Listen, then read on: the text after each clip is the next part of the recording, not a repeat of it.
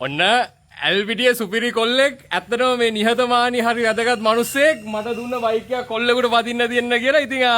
1,50,000කට තමයි දුන්නේ. බර වියදමක් ගියා මට එන කමන්නේ 1,10,000කට දෙන්න ෆස්ට් ඕනර් බයික් එක টොප් කන්ඩිෂන් තියෙන එකක්. ඇත්තටම මේක මේ සහෝදරයා මට කියනවා කිව්වා ඔයාටම තමයි දෙන්නේ අරන් යන්න පදින්න කෙනෙකුට දෙන්න කියලා. මට හිතෙනවා මේක අඩුම 1,50,000ක් විතර වටිනවා කියලා. ඉතින් මේක මාර chance එකක් ඔයාලට.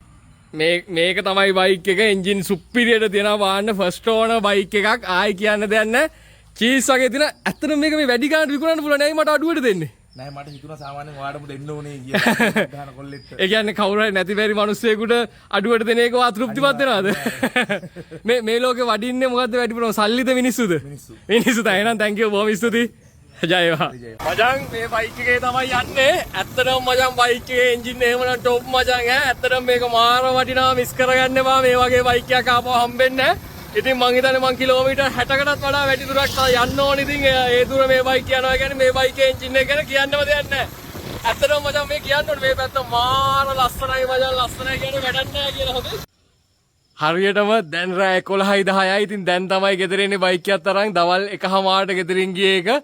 ඉතින් ඇත්තටම පට්ට මහන්සි මචං බයික් එක කියන්නේ දැන ඇත්තටම සුපිරි හැබැයි මගේ නරක වෙලාවට ලයිට් බෙඩ් නැතුව ගියා ඉස්සරහා බ්‍රේක් නැහැ කළුවරේ ලෝකමාරුවෙන් ආයේ කිලෝමීටර් 160ක් විතර සම්පූර්ණ දුර මචං යන්න එන්න